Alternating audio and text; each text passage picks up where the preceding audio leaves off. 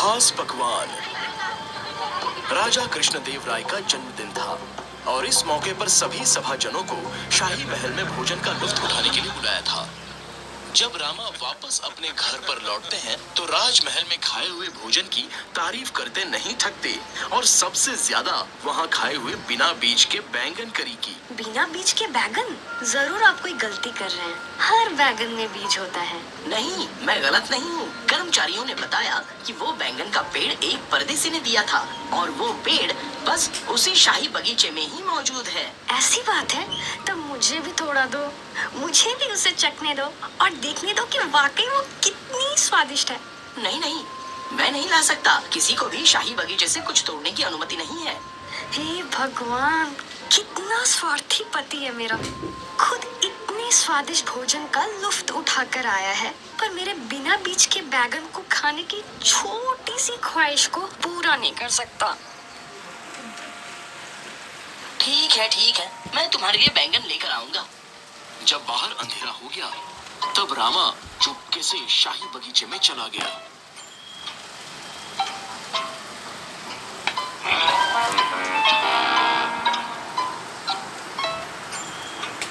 उसने धीरे से कुछ बैंगन तोड़े और जितनी जल्दी हो सके वो घर वापस आ गया।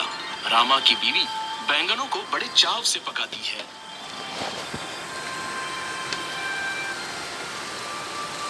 ये दुनिया का सबसे स्वादिष्ट बैगन है जो मैंने आज पहली बार चखा है। हमारे बेटे को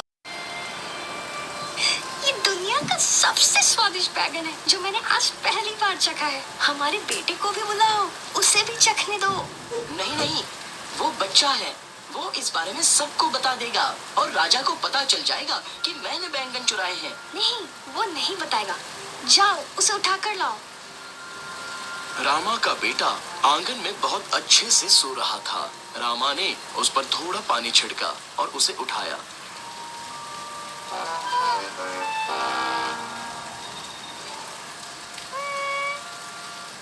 उठो बेटा, बारिश हो रही है। चलो जल्दी अंदर चलो। ये लो बेटा, इसे खाओ। अगले दिन महाराज, बगीचे से कुछ बैंगन गायब हो गए हैं। महाराज, ये जरूर रामा का काम है। कल वो ये जानने के लिए बहुत उत्सुक था कि वो स्वादिष्ट करी किससे बनी थी। उसे बताया गया था कि बिना बीज के बैंगन की, शायद इसलिए उसने चोरी की हो। रामा, इस बारे में तुम्हें क्या कहना है? महाराज, अगर मैं सच भी बोलूं तब भी कोई विश्वास नहीं करेगा। ये माना जाता है कि बच्चे कभी झूठ नहीं बोलते। क्यों ना आप मेरे बेटे से ही पूछ लीजिए। रामा के बेटे को सभा में बुलवाया गया।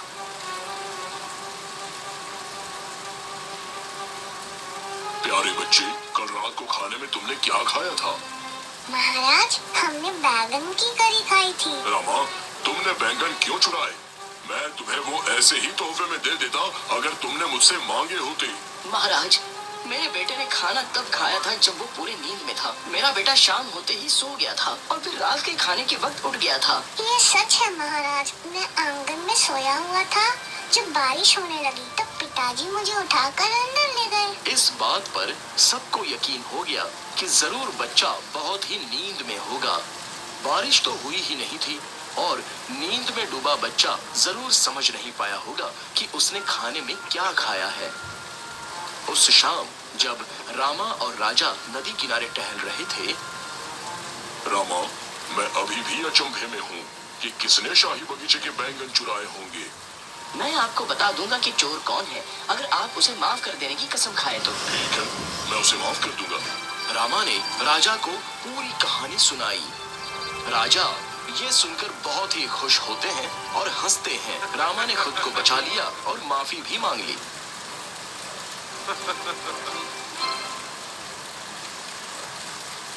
एक दिन विजयनगर राज्य के दर्शन करने आया एक परदेसी दर्शनार्थी राजा कृष्णदेव राय को अपनी शुभकामनाएं देने जाता है। नमस्ते महाराज, मेरा एक बहुत ही सरल सवाल है। जो भी इसका अनूठे ढंग से उत्तर देगा उसे मैं एक सुंदर हीरो का हार दे दूंगा। अपना सवाल पूछिए दर्शनार्थी। दर्शनार्थी सभा में मौजूद सबसे पूछता है, आपके राज्य में सबसे बहुमूल्य क्या है? शाही खजाना। मेरे हिसाब से बहुमूल्य रत्नों से जड़ा मुकुट। नहीं नहीं, मैं तो कहूंगा हमारी सेना। तभी राजा रामा की तरफ देखते हैं। रामा, तुम्हारा क्या कहना है? सबसे बहुमूल्य चीज जिसे हमारी जनता पसंद करती है वो है आजादी। आप कैसे कह सकते हैं कि आजादी सबसे बहुमूल्य है? मुझे साबित करके बताइए। मुझे कुछ दिनों का वक्त दीजिए, मैं ये साबित कर दूंगा। दर्शनार्थी, आप हमारे खास मेहमान रहेंगे। रामा, इनके रहने खाने का उत्तम प्रबंध किया जाए। रामा दर्शनार्थी के रहने का पूरा इंतजाम कर देता है। दासियां हमेशा उसके देखभाल के लिए मौजूद रहती थीं। गायक मनोरंजन करने के लिए विभिन्न पकवान परोसे जाते थे, जिनमें से वो पसंद करके खाते थे। 2 दिनों तक परदेसी इन सभी सुख सुविधाओं का लुत्फ उठा रहा था। तीसरे दिन परदेसी को नदी किनारे टहलने की इच्छा होती है, लेकिन तभी ही सिपाहियों ने उसे दरवाजे पर रोक लिया। महाशय, हमें आपको बाहर ना जाने देने का हुक्म दिया गया है। जरूर ये मेरे सुरक्षा के लिए है, मैं अंदर ही रहता हूँ। और दिन बीतते चले गए। परदेसी बहुत ही ऊब चुका था और उसे बाहर जाकर टहलना था, लेकिन तभी ही सिपाहियों ने उसे फिर से रोक लिया। नहीं महाशय, आप नहीं जा सकते। अब तो परदेसी को कैद होने जैसा लगने लगा। उसका सभी सुख सुविधाओं से मन पूरी तरह से ऊब गया। 2 हफ्ते बाद ही राजा परदेसी को दरबार में बुलवाते हैं। आओ महाराज, मेरी हालत बहुत खराब है। क्यों? क्या रामा ने आपका अच्छे से ख्याल नहीं रखा? हाँ, उसने तो रखा। उन्होंने बहुत बढ़िया इंतजाम किया था, पर मैं खुद ही उनका आनंद नहीं उठा पाया। क्यों? सारे ऐशो आराम होते हुए भी आपने उन सबका आनंद क्यों नहीं लिया? क्योंकि महाराज, मुझे एक बार भी मेहमान घर से निकलने को नहीं दिया गया। ये सुनकर राजा बहुत हैरान हो गए। रामा, मैंने तुम्हें हमारे मेहमान का बहुत अच्छे से ख्याल रखने को कहा था, पर तुम असफल रहे। महाराज, मैं परदेसी को ये साबित कर रहा था कि आजादी सबसे बहुमूल्य है। उनके पास सारे ऐशो आराम होते हुए भी वो उनका आनंद नहीं ले पाए, क्योंकि उनके पास अपनी आजादी नहीं थी। आपने अपनी बात साबित कर दी रामा। ये रहा हीरो का हार, आप हो इसके सच्चे हकदार।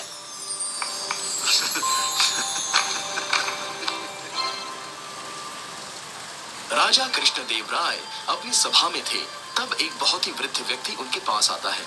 वो बहुत ही पतला और दुर्बल था। नमस्ते महाराज। क्या बात है महाशय? महाराज, कृपया मेरी मदद कीजिए। मेरा बेटा और बहू मुझे हमेशा नाकारा होने का ताना देते रहते हैं। वो मुझे हमेशा बचा हुआ खाना देते हैं और अब उन लोगों ने मुझे घर छोड़ देने को कहा है। मैं बहुत बूढ़ा हूँ, मुझे काम नहीं मिल रहा है। मैं कहाँ रहूंगा और कैसे अपना भरण पोषण करूंगा? आप ही कुछ मदद कीजिए। महाराज, आप मुझ पर इस बात की जिम्मेदारी छोड़ दीजिए। मैं पूरा ख्याल रखूंगा कि इनका बेटा और बहू उम्र भर इनके साथ आदर सत्कार से पेश आए। महाशय, आप वैसा ही कीजिए जैसा रामा आपसे कहे। रामा बूढ़े व्यक्ति को सोने के सिक्कों से भरा एक झोला देता है और उसे क्या करना है बताता है। जब बूढ़ा व्यक्ति अपने घर लौटता है तो उसके बेटे और बहू उसके हाथ में लाल झोला देखते हैं और उसमें क्या है ये जानने के लिए उत्सुक हो जाते हैं। मैं कुछ दिनों के लिए इस कमरे का इस्तेमाल करूंगा और फिर चला जाऊंगा। वो वृद्ध व्यक्ति कमरे के कोने में जाता है और सोने के सिक्कों को गिनने लगता है।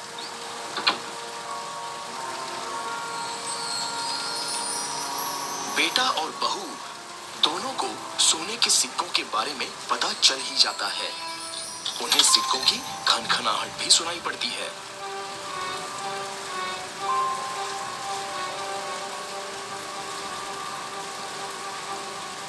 ऐसा लगता है कि मेरे पिता ने अपना धन कहीं छुपा कर रखा था, जिसे अभी वो हटा रहे हैं ताकि अपने जरूरत में उपयोग कर सकें। ओह, अब हम उन्हें जाने नहीं दे सकते हैं। जरूर उनके पास और भी छुपाया हुआ धन होगा। अगर वो चले जाएंगे तो वो धन हमें कभी नहीं मिलेगा। तभी वृद्ध व्यक्ति पैसों की थैली को अपनी कमर धनी में बांधकर बाहर आ जाता है। ठीक है, अब मैं चलता हूँ। तुम दोनों हमेशा खुश रहो। मत जाइए पिताजी, हम आपके साथ अशिष्ट व्यवहार नहीं करेंगे। आप जब तक आपका मन हो यहाँ रह सकते हैं। हम आपकी सारी सुख सुविधाओं का ख्याल रखेंगे। हाँ पिताजी, मत जाइए, हम आपका अच्छे से ख्याल रखेंगे। 1 महीने बाद वृद्ध व्यक्ति राजा और रामा के पास आता है। धन्यवाद राजा, धन्यवाद रामा। अब मेरा बेटा और बहू दिन भर मेरा बहुत ख्याल रखते हैं। वो बहुत स्वादिष्ट पकवान बनाते हैं और जब भी मैं सोता हूँ तो मेरे पैर दबाते हैं, मेरे साथ बहुत अच्छे से पेश आते हैं। ये तो बहुत ही अच्छी बात है महाशय, पर हमें ये बताइए कि ये हुआ कैसे? पूरी कहानी सुनने के बाद राजा तेनालीरामा को बहुत बधाइयां देते हैं और उनकी बुद्धि और तरकीब की दाद देते हैं।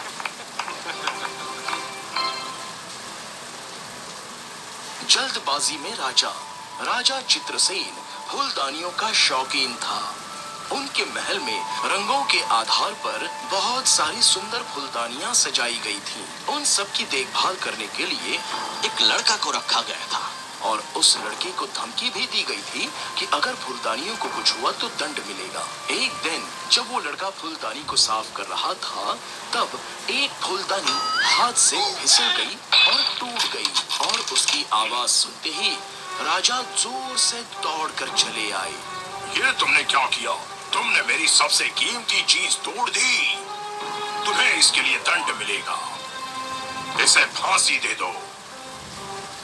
हे जहांपनाह, वो एक दुर्घटना थी। फूलदानी मेरे हाथ से फिसल गई थी। मैं आपसे विनती करता हूँ, आप मेरी जान बख्श दीजिए। लेकिन राजा ने उस लड़के को माफ नहीं किया। तुम्हारी आखिरी ख्वाहिश क्या है? कुछ भी मांग लो, मैं दूंगा, सिवाय तुम्हारे जीवन की। हे जहांपनाह, मेरी बस एक ही ख्वाहिश है। मैं सारे फूलदानियां दोबारा देखना चाहता हूँ। सैनिकों, मेरे महल में जाओ और एक बार में सारी फूलदानियां लेकर आओ। सैनिक महल में चले गए और सारी फूलदानियां लेकर आ गए। देख लो जितना मन चाहे, क्योंकि दोबारा कभी तुम्हें मौका नहीं मिलेगा।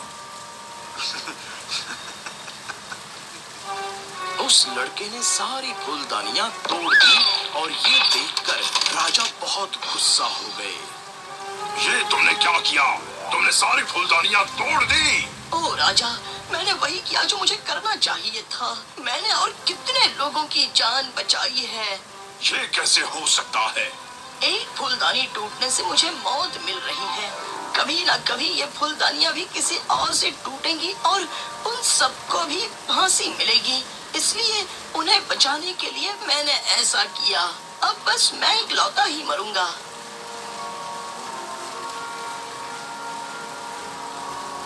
लड़के, मैं तुमसे एक मत हूँ। तुमने मेरी आंखें खोल दी। मुझे तुमको क्षमा करना चाहिए और मैं तुम्हें अपनी सभा का एक सम्माननीय